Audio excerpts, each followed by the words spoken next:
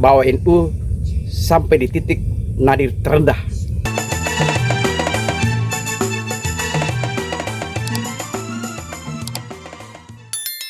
Assalamualaikum warahmatullahi wabarakatuh. Sahabatku semuanya, menyikapi polemik yang terjadi di lingkungan Nahdlatul Ulama begitu menyita perhatian publik. Semua orang tentu bersedih dan semua berdoa semoga polemik ini segera berlalu, dan tentunya kita sebagai santri meyakini bahwa setiap polemik yang terjadi di lingkungan Nahdlatul Ulama insya Allah sudah ada jawabannya, tinggal nunggu sampai kapan polemik ini segera berakhir. Dan beberapa ikhtiar yang telah dilakukan oleh kiai-kiai sepuh, misalnya para kiai berkumpul di Lirboyo, itu dalam rangka untuk membangun kembali, mempererat kembali hubungan khususnya struktural Nahdlatul Ulama. Salah satu keprihatinan ini datang dari salah seorang santri Gus Dur, Kiai Haji Abdurrahman Wahid. Beliau lama menemani Gus Dur di Jakarta dan beliau hari ini berada di kampung halamannya, jauh tentunya dari ibu kota Jakarta. Beliau menyampaikan pesan-pesan yang disampaikan Gus Dur berkaitan dengan kondisi warga Nahdlatul Ulama. Ayo kita simak video berikut ini. Assalamualaikum warahmatullahi wabarakatuh. Khususnya generasi muda NU yang saya cintai. Hari ini kita telah menyaksikan wajah NU memasuki abad 21 yang tentu sudah tidak bisa kita pungkiri bahwa NU sampai di titik nadir terendah. Saya ingat betul pesan Gus Dur ketika Gus Dur ditanya, "Gus, kenapa sampean ini selalu membingungkan orang NU?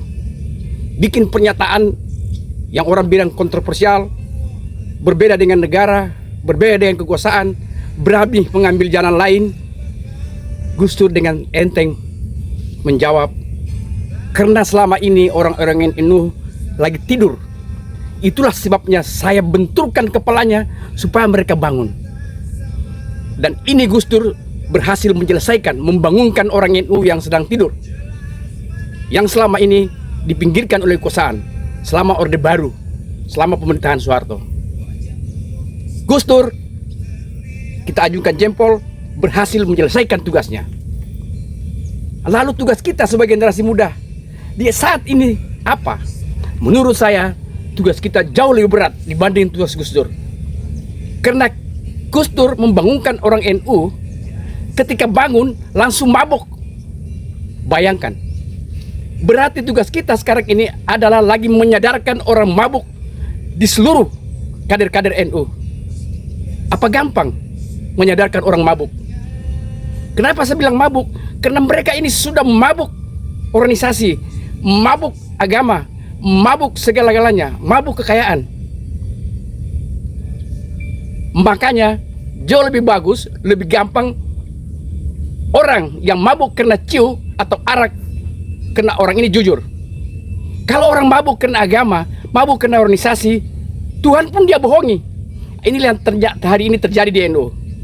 Tuhan dia bohongi, dirinya dia bohongi.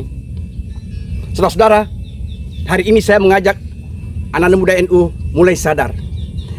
Kita gali potensi yang ada di NU, sangat besar. Dan Gus Dur sudah membuktikan selama beliau pimpin NU berapa periode. Potensi yang dibesar di NU adalah potensi kesetiakawanan, potensi kebersamaan, potensi sumber daya. Ini kembali yang harus dibangkitkan di NU sehingga kita menjadikan NU independen. Kita menjadikan NU sebagai organisasi sipil yang mengontrol negara. Makanya kekeliruan sekarang ini yang saya lihat di kader-kader muda NU, karena NU mau dijadikan mitra dengan kekuasaan. Itu salah itu. Bukan mitra. NU mengontrol karena dia organisasi sipil. Tapi kalau kita tidak berdaya di bawah kekuasaan oleh negara, karena kita tidak independen, bagaimana kita mengontrol negara? Ini pekerjaan berat, saudara-saudara. Hari ini saya mau mengajak teman-teman organisasi muda berpikir soal itu, bahwa kita kembali ke masyarakat NU, menyadarkan orang-orang yang lagi mabuk. Karena orang mabuk ini NU, mulai elit-elit tingkat anak ranting, sampai cabang, sampai wilayah, sampai PB. semua mabuk. Ini tugas kita untuk menyadarkan mereka. Saya kira muktamar ke depan kita butuh orang yang bisa kembali menggali potensi itu. Kita sudah buktikan kemarin. Katanya kita tergantung dana, kita nggak punya dana.